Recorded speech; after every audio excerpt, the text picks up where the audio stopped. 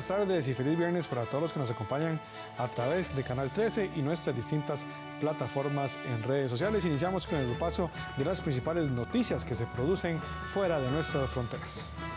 Al caer la tarde, la música resuena en la Plaza Libertad de San Salvador, donde casi a diario decenas de personas dan rienda suelta al baile de cumbias y boleros, algo impensable hace un tiempo por temor a las violentas pandillas. La Plaza Libertad en San Salvador era un territorio en disputa entre la Mara Salvatrucha y una facción de Barrio 18.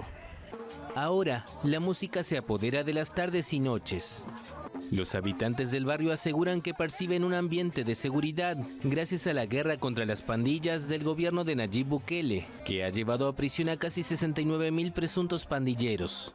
Pues mira, hasta las 11 de la noche vamos de chachachá, bailando, ventazo de gente bailando. Hoy antes no, los restaurantes solos, a las 8 la gente ya se iba y estaba solito el Parque Libertad. Sonia Isabel, conocida popularmente como Yajaira, cuenta que hace 11 años la violencia pandillera le arrebató a su hijo y dice que baila para olvidar las penas. No es fácil, es como que le quiten un brazo a uno, pero gracias a Dios, ciertas personas pues católicas, evangélicas, se pusieron a orar conmigo y me dieron entregarle todo a Dios, que Dios se va a encargar. Los habitantes recuerdan que antes de que el Congreso decretara el régimen de excepción, era arriesgado aventurarse en las plazas salvadoreñas. Drogadictos, todo eso, ¿verdad? Pandilleros, sí. Entonces, sí, uno corriendo pasaba. Realmente uno sentía ese temor, esa inseguridad. Uno caminaba viendo sobre su hombro, no debiéndole nada a nadie, pero pensando que le podían hacer daño. Y no era que porque era de noche, eso era en todo momento. Y ahora no, o sea, uno anda aquí tranquilo, disfruta del ambiente, se siente aquella vivacidad. Según encuestas, 9 de cada 10 salvadoreños apoyan la cruzada del gobierno contra las pandillas. Los métodos de Bukele son fuertemente criticados por la Iglesia Católica y organismos de derechos humanos, que aseguran que entre los detenidos hay muchos inocentes. Autoridades sanitarias de México intentan localizar a unas 400 personas que pudieron haberse infectado de meningitis fúngica tras una alerta de Estados Unidos que detectó casos en ciudadanos de ese país que se operaron en clínicas de la ciudad mexicana de Matamoros. Búsqueda de pacientes posiblemente infectados de meningitis fúngica en el norte de México. En total son cerca de 400 pacientes. Las autoridades sanitarias del estado de Tamaulipas dijeron el jueves que están tratando de localizar a las personas un día después de que Estados Unidos emitiera una alerta por la detección de casos en algunos de sus ciudadanos que se operaron en clínicas de la ciudad mexicana de Matamoros. Se ha acordado que el Hospital General de Matamoros sea el hospital sede del triage para que pudieran identificar a todos los pacientes. De las 400 personas buscadas, 20% son estadounidenses y el resto mexicanos operados en las clínicas Centro Quirúrgico Riverside y K3 en Matamoros, clausuradas tras el fallecimiento y el contagio de otros 7 pacientes. Las personas identificadas en Estados Unidos fueron inyectadas con un anestésico en un área alrededor de la columna vertebral. La meningitis produce inflamación de las membranas del cerebro y la médula espinal. Nebraska León es una empecinada de la lucha por los derechos de la comunidad LGBTI en Ecuador. En la década de 1990 peleó por despenalizar la homosexualidad y hoy batalla porque el Estado pida perdón y repare los abusos policiales contra esa comunidad. Yo sufrí abuso de toda índole. Nebraska León lleva décadas luchando por los derechos de la comunidad LGBTI en Ecuador. En la década de 1990 peleó por despenalizar la homosexualidad, algo que la Asociación Nueva Cochinel que preside logró en 1997. Hoy lucha para que el Estado pida perdón y repare los abusos policiales cometidos contra gays, lesbianas, trans y bisexuales entre 1980 y 2000. Yo no creo que vaya a vivir para ver esa reparación, para ver esa justicia, como algunas compañeras que ya han muerto. Todas estas compañeras... La persecución de la fuerza pública quedó registrada en testimonios recogidos en el libro Los fantasmas se cabrearon de Purita Pelayo y una comisión de la verdad formada en 2010 para investigar crímenes del Estado. El informe señala que hasta 1997 la policía tenía la potestad para reprimir a la población LGBTI. Aunque la comisión determinó que hubo víctimas, especialmente durante el gobierno de León Febres Cordero entre 1984 y 1988, no identificó casos específicos. Nos pedían los guías dinero y si no le dábamos dinero nos metían a una celda donde le llamaban la lagartera, donde había gente muy malas ahí, que era de lo último. Si nosotras no le dábamos lo que ellos nos pedían, nos metían ahí para que esa gente nos violen. Pese a que una eventual reparación de las víctimas la definiría un juez, las Cochinel aspiran recibir disculpas públicas y una reparación económica como para sobrevivir o para vivir dignamente sus últimos días. León sostiene que aunque las persiguen menos, las personas trans siguen sufriendo discriminación y deben hacer lo que pueden para sobrevivir. Para nosotras no ha cambiado nada, porque seguimos siendo marginadas, seguimos siendo violentadas, seguimos siendo asesinadas.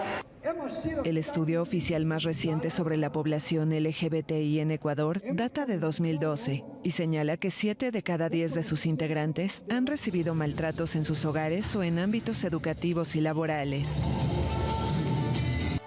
Es momento de hacer nuestra primera pausa, ya regresamos con más información internacional. Gracias por continuar en compañía de 13 Noticias Internacional. El balance de víctimas por las inundaciones en la región italiana de Emilia-Romagna superaba el viernes la docena. El desastre también dejó localidades devastadas y miles de explotaciones agrícolas afectadas. Pueblos devastados por las inundaciones en la región italiana de Emilia-Romagna. El balance de víctimas superaba el viernes la docena, mientras que más de 10.000 tuvieron que abandonar sus hogares. Casi la mitad de ellos pasaron la noche en centros de refugio locales instalados en gimnasios u hoteles, y otros recibieron comida caliente de cocinas móviles desplegadas en varias ciudades.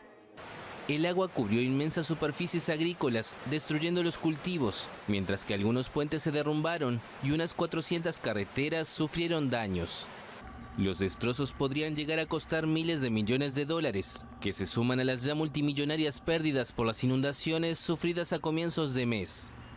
Una veintena de ríos se salieron de sus cauces en las llanuras de esta región, donde viven 4,5 millones de personas, debido a las lluvias torrenciales que cayeron en los últimos días y que también provocaron deslizamientos de tierra.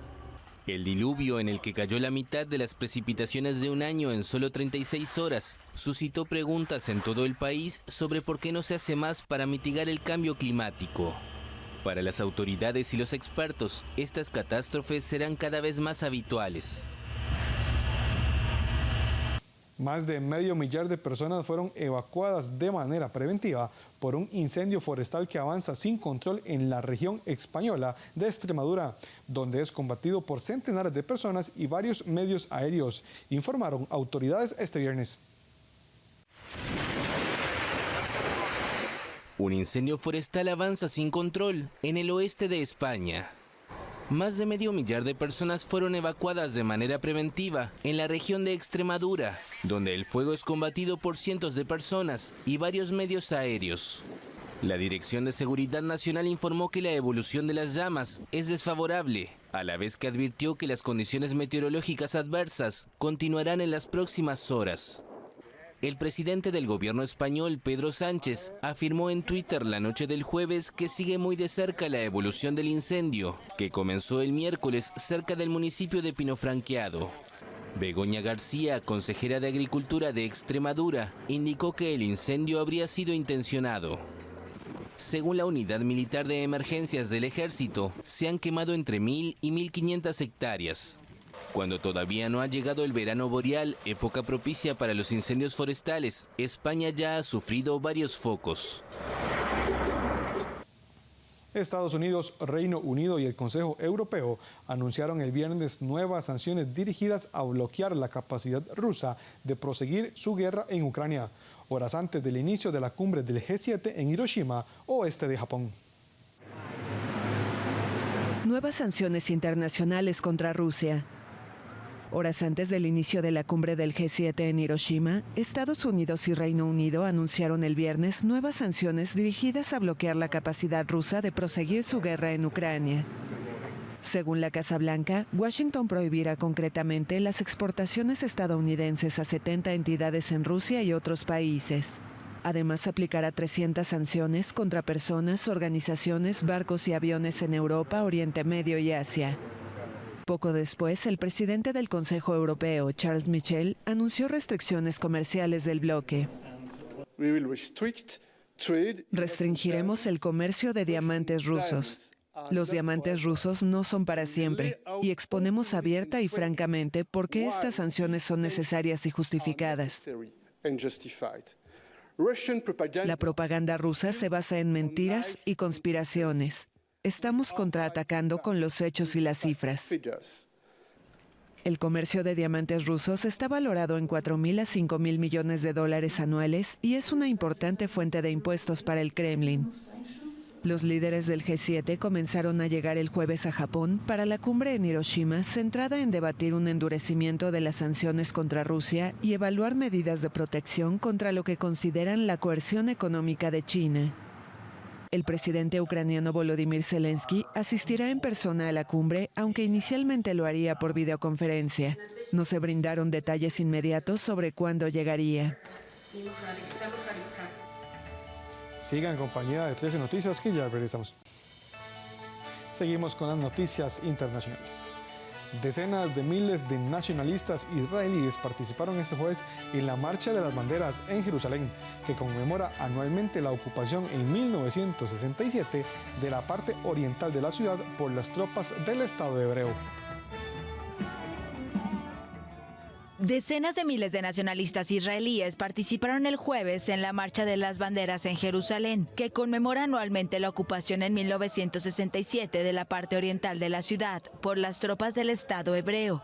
Se producen momentos tensos entre Israel y las fuerzas palestinas, que han dejado unos 200 muertos este año en la Franja de Gaza. Los palestinos del este de la ciudad cerraron sus negocios y tienen prohibida la entrada por la puerta de Damasco a la ciudad vieja de Jerusalén, sector anexado por Israel para dejar paso a los manifestantes.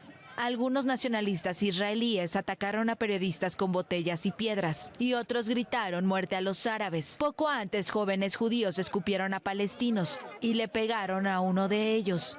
En la Franja de Gaza, miles de personas se congregaron en la frontera, muchas de ellas con banderas palestinas, mientras el ejército israelí tiraba gas a los que se acercaban a la valla.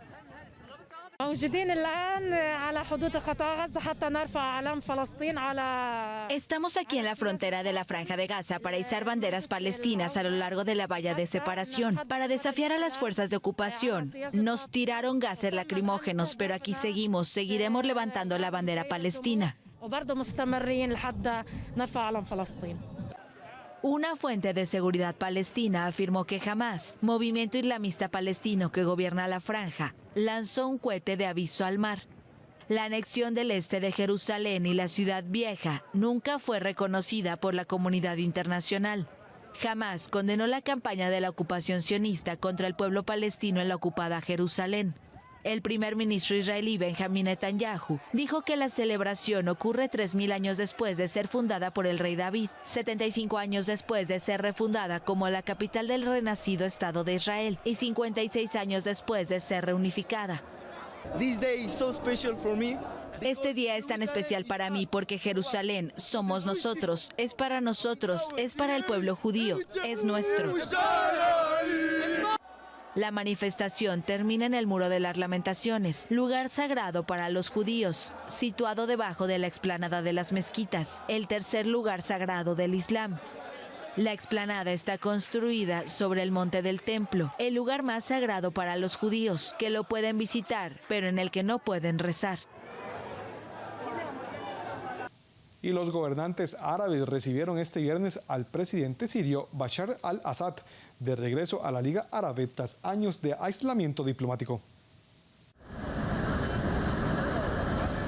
Fin a años de aislamiento diplomático para Bashar al-Assad. El presidente de Siria fue recibido el viernes en la Liga Árabe, por primera vez desde que su país fue suspendido en 2011, por la brutal represión de manifestantes prodemocráticos que desembocó en una guerra civil. La cumbre del bloque se llevó a cabo en Arabia Saudita. Espero que esto marque el comienzo de una nueva fase de acción árabe para la solidaridad entre nosotros, la paz en nuestra región, el desarrollo y la prosperidad, en lugar de la guerra y la destrucción. Cientos de personas protestaron en el norte de Siria, controlado por los rebeldes, contra la rehabilitación de Assad. Coreando, el pueblo quiere la caída del régimen. El mismo grito que se oía en las protestas que sacudieron a Siria y otros países árabes en 2011. Hoy, como ciudadana siria que vive en las zonas liberadas, me rebelo contra este régimen bajo el cual he vivido personalmente los dolores de la detención, el asedio, el desplazamiento, la pérdida y el sufrimiento. Rechazo completamente la normalización con este régimen criminal. 12 años después, como revolucionaria, me niego a que Assad rinda cuentas mediante un juicio árabe. Queremos un juicio internacional. El recibimiento a Assad es un giro para Arabia Saudita, que durante las primeras fases de la guerra acusó al presidente sirio aliado de Irán de operar una máquina de matar y apoyó a los grupos rebeldes. En marzo, Riad cerró un inesperado acercamiento con Irán mediado por China y desde entonces ha restablecido relaciones con Siria y ha intensificado sus esfuerzos por la paz en Yemen, donde lidera una coalición militar contra los rebeldes hutíes apoyados por Teherán. Qatar dijo este mes que no normalizará las relaciones con el gobierno sirio, aunque eso no sería un obstáculo para la reintegración en la Liga Árabe. Apenas salió el sol, pero Sahara ya recoge con movimientos seguros las delicadas rosas de Damasco que crecen en lo alto de su aldea, en el este del Líbano, y que servirán para hacer agua de rosas, muy popular en la cosmética y la repostería. Desde la primera hora del día, Sahara empieza a recolectar las rosas que crecen en su aldea en el este del Líbano. La rosa de Damasco, que lleva el nombre de la capital siria situada al otro lado de las montañas, es la flor más utilizada para producir agua de rosas, un aceite esencial utilizado en la repostería y productos cosméticos. La rosa tiene muchos usos, tiene usos médicos y la usamos en la comida, la destilamos. Van a ver cómo la destilamos para hacer agua de rosas. La secamos para hacer té y también hacemos mermelada. Aparte de cremas y sopas, también es muy usada en cosméticos y medicinas.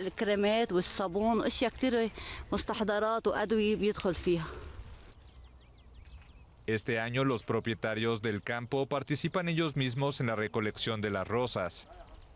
La grave crisis económica que enfrenta Líbano les hizo imposible contratar trabajadores para la faena. Es bueno porque puedes hacer agua de rosas y trabajas desde temprano en la mañana, pero lo que no es bueno son los precios, no son nada buenos.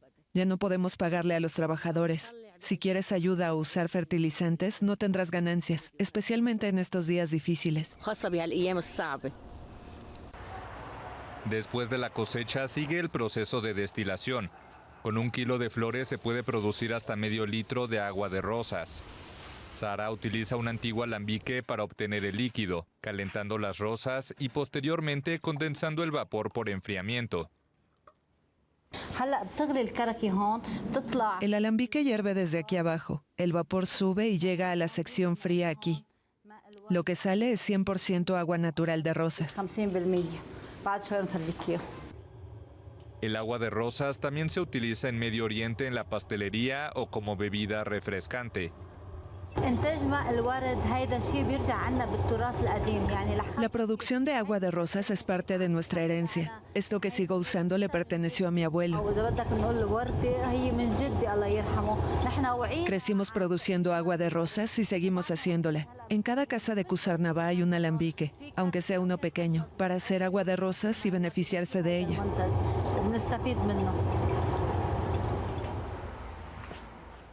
5 usuarios de la red social TikTok presentaron un recurso ante el Tribunal Federal de Montana para anular la prohibición general de la red social de videos en ese estado, promulgada el miércoles. usuarios de TikTok presentaron un recurso contra la prohibición del uso de esa aplicación en el estado estadounidense de Montana. 5 usuarios de esa red social pidieron a un tribunal federal que anule la decisión del gobernador Greg Gianforte, anunciada el miércoles, de prohibir la distribución de la aplicación en las tiendas en línea de Apple y Google, so pena de una multa de $10,000 por día y por infracción. Los querellantes argumentan que el Estado viola el derecho a la libertad de expresión y que trata de atribuirse poderes del gobierno federal al que competen los temas de seguridad nacional. TikTok pertenece al grupo chino ByteDance y varios congresistas estadounidenses piensan que permite a Pekín el espionaje y la manipulación de sus usuarios, lo que la empresa niega. Montana es el primer estado estadounidense en prohibir esa red social y podría servir como prueba de una eventual prohibición nacional, algo que los legisladores de Washington reclaman cada vez más. Elon Musk acusó a Microsoft de no haber respetado su acuerdo con Twitter sobre el uso de datos de la red social, un reclamo que ocurre en medio de la carrera por el dominio de la inteligencia artificial nutrida por datos digitales. Elon Musk acusa a Microsoft de no respetar su acuerdo sobre el uso de datos de Twitter. AFP tuvo acceso el jueves a una carta enviada a Satya Nadella, jefe del gigante informático. En ella, el abogado de Musk, Alex Piro, señala que Microsoft parece haber usado la API, interfaz de programación de aplicaciones de Twitter, con fines no autorizados. La red social asegura que los programas de Microsoft accedieron a las API de Twitter más de 780 millones de veces y recuperaron más de 26,000 millones de tweets solo en 2022, más datos que a los que tenía derecho y que compartió algunos de estos con agencias gubernamentales sin permiso. Además de exigir una auditoría detallada, denuncia que Microsoft rehusó a pagar una tasa reducida para continuar teniendo acceso a las API de Twitter y a sus contenidos. Las API permiten a otras empresas como Microsoft desarrollar herramientas para sus propios productos como software publicitario o aplicaciones en la nube. Microsoft confirmó en la noche que fue contactada por los abogados de Twitter sobre su uso previo de las API gratuitas de la plataforma. Un portavoz dijo que examinarían las preguntas y responderían de forma apropiada. El mes pasado, Musk también acusó a Microsoft de entrenar ilegalmente su tecnología de inteligencia artificial a partir de datos de Twitter. La red social está en una situación financiera precaria y en marzo anunció que los desarrolladores iban a tener que pagar más para acceder a sus servicios y datos. Muchas gracias por acompañarnos en esta edición de 13 Noticias Internacional. Esperamos que tenga un feliz fin de semana y que siga en compañía de la programación de Canal 13. Que tengan una feliz noche.